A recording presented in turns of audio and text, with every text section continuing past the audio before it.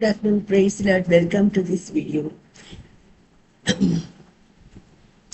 சமீபத்தில் 60 வயது மாநிலம் அப்படின்னு சொல்லிட்டு ஒரு சினிமா பார்த்துட்டு இருந்தேன். அதில் வந்து பிளாக் டாக் ஒயிட் டாக் அப்படின்னு சொல்லிட்டு ஒரு கதை சொல்லப்படுது. அதாவது நமக்குள்ள ஒரு பிளாக் டாகும் ஒரு ஒயிட் டாகும் எப்போவும் சண்டை போட்டுட்டே இருக்குதான். Something like a spiritual warfare. Black dog அது வந்து மாம்சீக காரியங்கள், ஏதோ கோபம் அல்லது பொறாமை, யாரையோ வாழ விடக்கூடாதுன்ற பழி வாங்கக்கூடிய எண்ணங்கள், அது மாதிரி நமக்குள்ள இருக்குது. ஸோ அந்த டாகை நம்ம ஊட்டி வளர்த்தோம்னா அந்த டாக் வந்து வெற்றி அடைய முடியும். அல்லது ஒயிட் டாக்னு பார்த்தீங்கன்னா கர்த்தருக்கேற்ற காரியங்கள் அல்லது கருணை, அன்பு அப்படி சொல்லி நல்ல விஷயங்கள் வந்து ஒயிட் டாக் அப்படின்னு சொல்றாங்க. ஸோ அதை நம்ம சாப்பாடு போட்டு ஊட்டி வளர்த்தோம்னா அப்படிப்பட்ட காரியங்கள் நமக்குள்ளாக ஜெயிக்கிறதா காணப்படுது.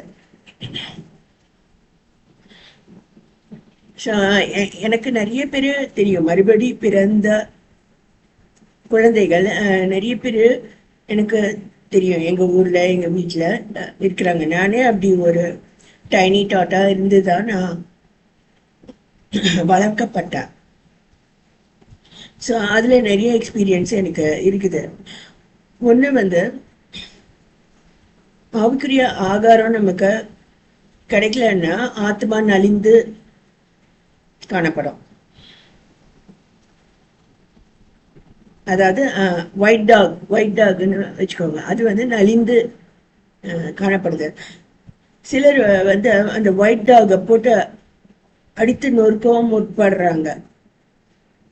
அப்படி இருந்தாலும் அந்த ஒயிட் டாக் வந்து சாப்பிடாது. ஸோ இந்த மாதிரி ஒரு நிலைமையில தான் நான் வந்து காணப்பட்டேன் இனிஷியலா. அதை எனக்கும் அவங்க சொன்னாங்க. அது அடிக்கிறதுங்கிறது வந்து ஜென்ரலா எல்லாருமே வந்து ரூல்ஸ் நமக்கு சொல்லுவாங்க, நம்ம செய்யறது தப்புன்னு சொல்லுவாங்க. ஒண்ணுமே செய்யலைன்னா கூட நம்மள திட்டுவாங்க. அப்படியெல்லாம் நம்ம செஞ்சா நம்ம மனசை நொந்து போய் நம்ம வந்து ஆவிக்குரிய ஜீவியத்துல முன்னேற மாட்டேங்கிறோம். ஸோ இது மாதிரி ஒரு நிலைமையில நான் இருந்தேன். அப்புறம் அது எனக்கு சொல்லப்பட்டது, ஒரு தீர்க்க தரிசனத்துல அத சொன்னாங்க. அப்புறம் அந்த ஒயிட் டாகை வந்து ஆகாரம் கொடுத்து வளர்த்த பிறகு அது வந்து தனக்கான பாதை, தனக்கான வேலை என்னன்னு ஆண்டவர்கிட்ட தானே பேசுறதுக்கும் தானே கற்றுக்கொள்றதுக்கும் அது வளர்ச்சி அடைஞ்சு அல்லது முதிர்ந்த ஒரு நிலைமைக்கு அது வருது அப்படின்னு சொல்லிட்டு அந்த தரிசனத்துல எனக்கு சொல்லப்பட்டது. அதுல அந்த ஆவிக்குரிய ஆகாரம் அதுல வந்து எனக்கு சில வார்த்தைகள் வந்து எனக்கு தெரியாம இருந்தது. ஸோ நிறைய இப்பெல்லாம் இந்த காலகட்டங்கள்ல நிறைய வார்த்தைகள் சபையில வழக்கொழிந்து வருது. ஒண்ணு வந்து பிரதிஷ்டை, பாவ அறிக்கை, விண்ணப்பங்கள், அது மாதிரி விதவிதமான ஜபங்கள். அது வந்து நமக்கு ஆண்டவரை நேசித்தல், ஆண்டோடைய காரியங்களை முன் செல்லுதல், ஆசையாய் தொடர்கிறேன், இலக்கை நோக்கி தொடர்கிறேன், அது மாதிரியான காரியங்கள் இப்ப சுலபா வழக்கொழிந்து வருது. ஸோ அது போல ஒரு 3 வார்த்தைகள் நான் கற்றுக்கொண்ட வார்த்தைகள் வந்து இதுல ஷேர் பண்ண விரும்புறேன். ஒண்ணு வந்து ஆத்மா தொய்ந்து காணப்படுது.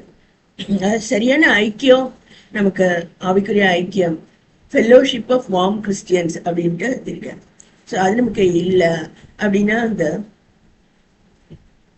நம்ம வீண் பேச்சுக்கு இடம் கொடுத்து ஆத்மா தொய்ந்து காணப்படுது. ஸோ இது தொய்வு வந்து சரியான ஐக்கியம் நமக்கு இல்லாததுனால அது ஏற்படுது.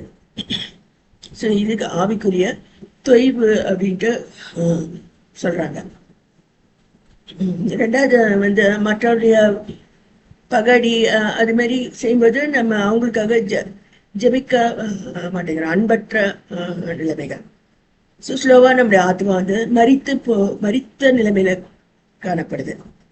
ஸோ ஏற்கனவே சொன்னபடி தொய்ந்த நிலைமை, ரெண்டாவது வந்து மரித்து போற நிலைமை, மூணாவது வந்து கடினப்பட்ட நிலைமை.